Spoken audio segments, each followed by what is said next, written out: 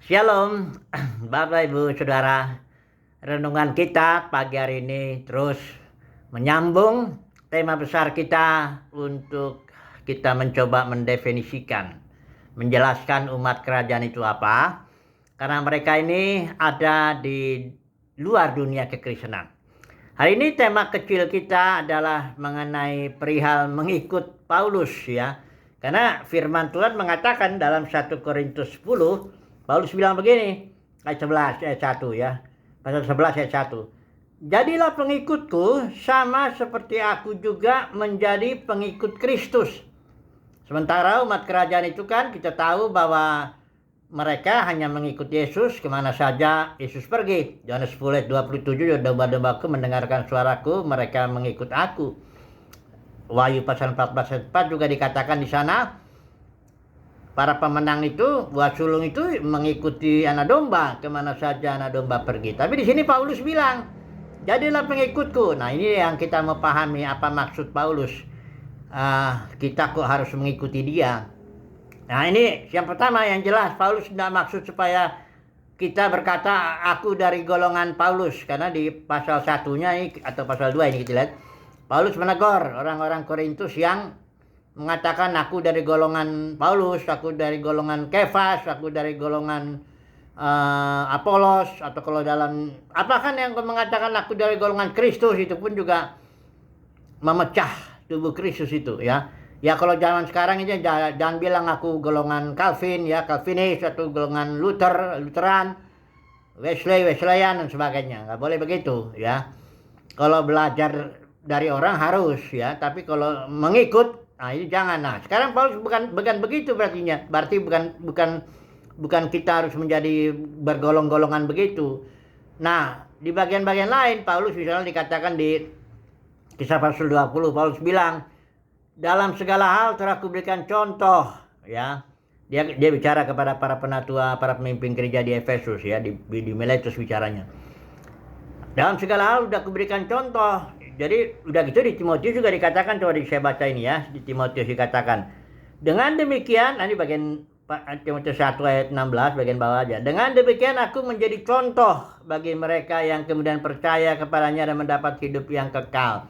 Jadi maksud Paulus supaya kita mengikuti dia itu artinya ikuti teladanku. Aku ini sudah mendapat kasih karunia untuk menjadi contoh bagi orang percaya. Petrus nggak pernah bilang jadilah pengikutku. Yohanes juga nggak pernah bilang jadilah pengikutku. Semua rasul-rasul nggak ada yang pernah bicara jadilah pengikutku. Hanya Paulus yang mendapat kasih karunia untuk berbicara jadilah pengikutku, dalam arti ikutilah teladanku itu. Bukan berarti Paulus sudah punya kekurangan dan dia sempurna dalam arti nggak ada dosa, bukan. Dia pernah juga sekali gagal mendengarkan bisikan roh ketika dia mau pergi ke Yerusalem, perjalanan misi yang terakhir itu. Di situ murid-murid di Troas itu, kalau sudah baca kisah pasal berapa itu, di situ Paulus oleh bisikan roh murid-muridnya ngomong, jangan pergi ke Yerusalem, nanti ada masalah di sana yang sulit lah dijelaskan gitu ya. Paulus karena ngototnya sekali dia pergi tetap ke Yerusalem ya. Bahkan dia bilang biarpun aku mati di sana aku rela. Ya, nyatanya nggak mati dia di Yerusalem kan, malah dia di penjara, dibawa ke Roma dan sebagainya. Jadi Paulus pun pernah gagal ya. Jadi tapi dia mendapat kasih karunia supaya kita contoh dia. Nah renungan pagi ini kita mau contoh beberapa hal lah ya. Tentu nggak bisa semua, tapi beberapa hal yang poin yang saya rasa penting lah ya untuk kita mencontoh Paulus ya sebagai umat kerajaan, sebagai umat Tuhan ya. Yang pertama dalam hal dia bangun gereja. Dia nggak bangun denominasi yang seperti sekarang ini dunia kekristenan, nggak ada. Dia bangun gereja ya. Bangun gerejanya bagaimana? Karena dalam kisah Rasul 20 dia bilang ya kepada para pemimpin gereja itu di Efesus itu, kisah Rasul 20 ayat 28 sampai 30, dia bilang begini, aku tahu setelah aku pergi ada serangan serigala ganas yang akan menyerang kalian, dan dari antara kalian akan ada beberapa orang pemimpin ini narik murid kepada dirimu sendiri dengan ajaran palsu. Ya entah ajaran palsunya macam-macam. Kalau dalam Wahyu pasal 2 pasal 3 itu dijelaskan di Jebel, Bileam, Nikolaus ya. Pendeknya ajaran palsu dia, sebab nggak boleh narik murid-murid Tuhan kepada diri sendiri, bangun kerajaan sendiri, apalagi narik uangnya lagi, ajaran persepuluhan, buah sulung, janji iman, macam-macam. Itu nggak boleh, itu nggak pernah Paulus bikin itu. Makanya Paulus bilang itu karena serangan serigala ganas. Ya, jadilah teladanku. Paulus bagaimana? Dia memberikan aja. Efesus 4 ayat 11. Ya, Tuhan Yesus yang berikan rasul, nabi, penginjil, gembala, pengajar untuk memperlengkapi saja. Ya, dengan karunia-karunia pemimpin itu dia memperlengkapi aja. Nanti pada gilirannya orang kudus itu yang bangun tubuh Kristus. Ya, itu barulah bangun gereja. Nah, tapi kalau narik murid pada diri sendiri, bangun aliran tertentu, bangun teologi tertentu, ya, tarik uang bagi diri sendiri, bangun kerajaan sendiri, itu nggak mencontoh Paulus itu.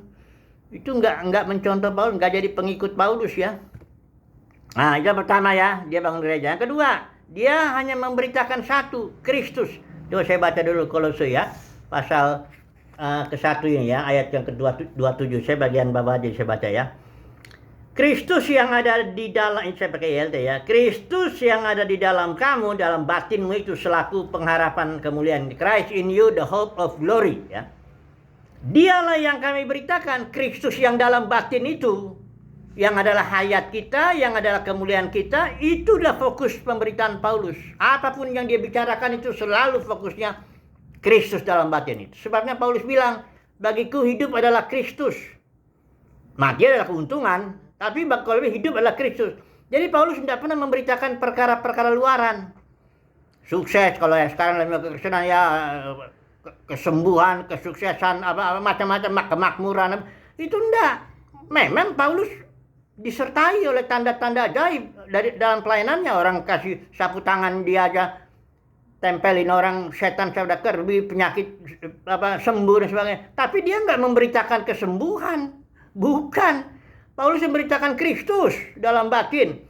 Nah, kalau dia bikin KKR, dia nggak akan bilang, oh kesembuhan ilahi, pemulihan ekonomi ya. Kayak kalau dunia kekristenan kan sekarang begitu. Supaya menarik orang banyak tua.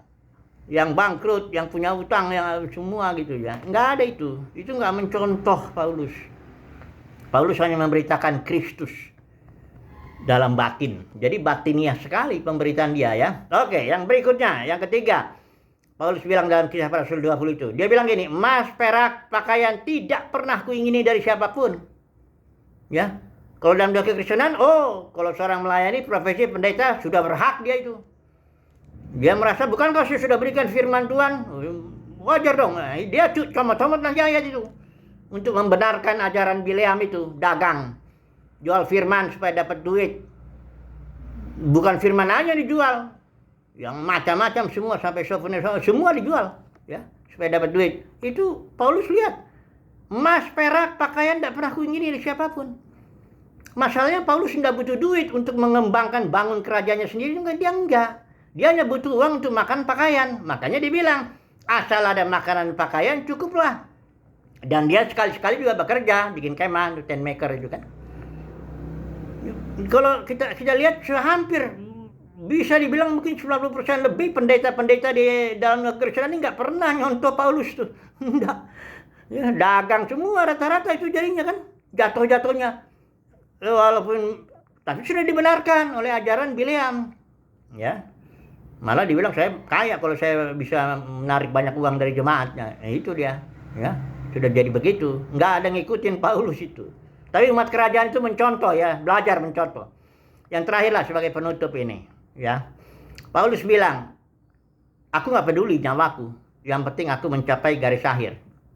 Itu di dalam Kisah Para Rasul 20 dia bilang, aku nggak peduli nyawaku. Dia nggak peduli mau orang menghormati dia atau tidak, orang mau nyambut dia atau tidak. Dia mau dapat duit kayak memang dia sekali-sekali dibantu oleh gereja di Filipi ya. Dia kadang-kadang menerima bantuan-bantuan begitu ya, keramah-tamahan. Bahkan dari bangsa lain, Publius itu gubernur di pulau yang dia terdampar itu, dia mendapat itu. Tapi dia nggak peduli yang itu. Yang penting saya menyelesaikan pekerjaan yang Tuhan Yesus berikan padaku, sampaikan firman Tuhan itu aja ya. Makanya di akhir kehidupannya ya, di dalam 2 Timotius dia bilang, aku telah mencapai garis akhir, aku telah memelihara iman, aku telah mengakhiri pertandingan yang baik, dan sekarang katanya, padaku sudah diberikan mahkota kebenaran oleh Tuhan hakim yang adil ya. Bukan hakim yang penuh kasih karunia, murah hati, ngasih aja gitu, bukan. Ini adil. Adil itu artinya memang memang istilahnya Paulus punya berhak begitu. Sebab hidupnya memang membuktikan dia ya, oh, memang itu kasih karunia semua. Paulus juga bilang, aku bekerja lebih keras dari mereka, tapi itu semua kasih karunia. Tapi bukan berarti Tuhan memberikan nanti semau maunya Tuhan ya. Oh yang ini aku maunya ke si A segini, si B segini ngasih. Jadi nggak adil, enggak. Dia hakim yang adil. Dia akan berikan kepada orang-orang yang memang layak lah. Ini saya beri contoh aja kayak Lazarus ini contoh aja ya. Abraham itu yang orang kaya dengan Lazarus.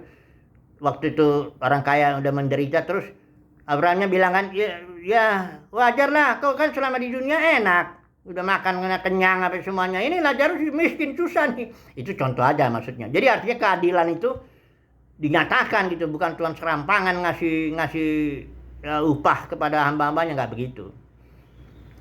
Jadi inilah contohnya setidaknya 4 ini.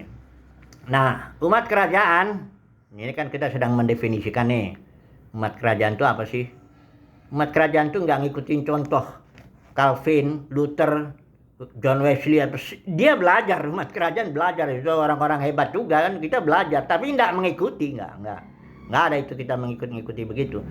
Umat kerajaan mengikuti Paulus dalam arti mencontoh teladannya yang sudah saya sebut tadi 4 poin itu ya.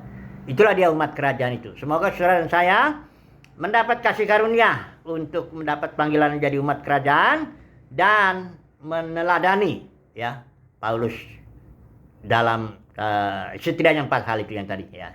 Haleluya. Amin.